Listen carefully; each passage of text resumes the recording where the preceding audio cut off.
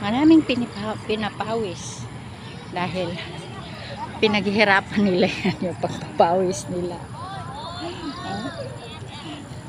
Kaya bawat pawis mo ay pinaghirapan mo rin yung kinakain mo araw-araw, no? Kaya ano yung tawag doon, dahil sa pinaghirapan natin, kung ano naman lang kinakain natin yun, kasi pinaghirapan eh. Kaya nagpahirap-hirap ka rin magpalabas ng pawis mo, kasi kung anong mga pagkain dyan na gusto mo, lagi mong isusubo, kahit mga matamis na bagay, kasi masarap nga, di ba? Ang kaso, hirap ka rin magpapapayat. Kailangan mag-ano lang, yung hindi yung parang mukbang na talaga. Marami akong nakikita dyan nagmumukbang eh, pero hindi nila alam na nakakasira din yun sa mga, yung iba kasi basta lang nagpakita sila sa mga videos na nagmumukbang. Takot din ako dyan guys, saka wala naman din ako imumukbang. Kung meron naman din, ayoko rin ganyan, kasi mamaya hindi pa tayo makalunok, hindi na tayo makahinga dun. Yun pa yung magiging sanhi ng ating pagkawala dito sa mundo, di ba? Hindi rin maganda yung imahe ng ganyan, pero gusto naman nila yun. Wala namang mag-aano kung wala namang hindi papayag sa'yo kung gusto mo lang magmumukbang. Pero yung sa pagiging ganito guys, na pinaghirapan mo nga yung pawis mo, dahil pinaghirapan mo rin yung kinakain mo, gagawin mo lang para lalabas yung mga pinaghirapan mong pawis, no? Mahirap kaya guys mag-exercise. Pero yung iba sila, ayaw na nila kumain, ayaw nila, tubig lang sila, at saka hindi na daw sila mag-exercise. Parang sobrang tipid naman din yan. Ganun pa rin yun.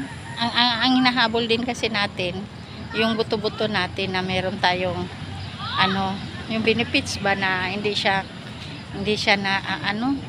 madaling masakit, hindi siya yung marupok. Nasasabi nila marupok ka, kagaya sa nagmamahal na marupok ka.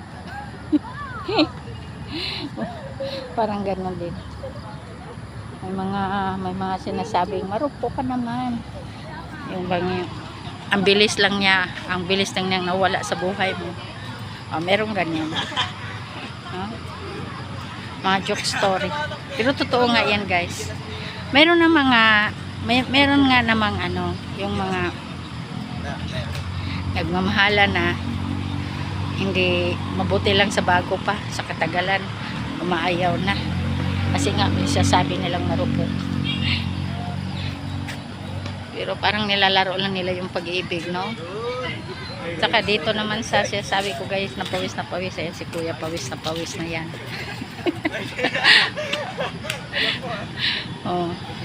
Pero maganda naman talaga yung may pawis ka sa katawan na lumalabas, kasi yun yung hinahabol mo, para yung mga kinakain mo ay lalabas sila.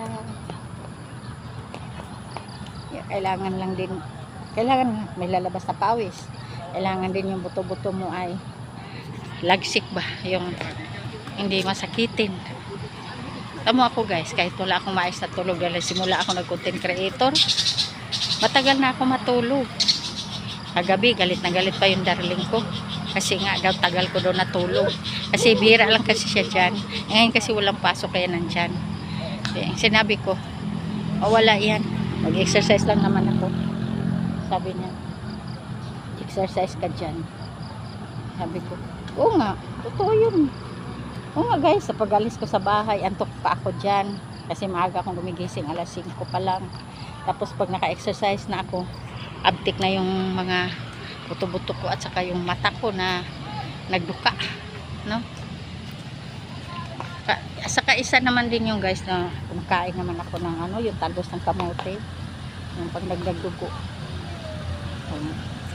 At saka nag-exercise ka, doble na, buto-buto.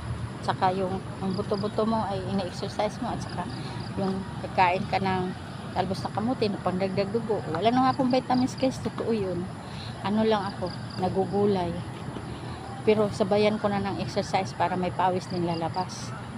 Kaya, at saka para makikita ko rin itong mga dahon na mga green na pinagputol na nila ni kuya. May makikita lang ako ng mga dahon na green, masaya na rin ako. Yung mga mata ko. Kasi lagi tayong nakatutok sa cellphone. Ayun yung kailangan guys. Lagi tayong nakatutok sa cellphone. Importante itong, yung green na dahon. Ayan, makikita ka. Marami ka makikita dito. Samantalang nasa bahay ka lang, bubong lang ng bahay makikita mo, diba? So, napakalaking tulong. Sige na guys. Bye na guys.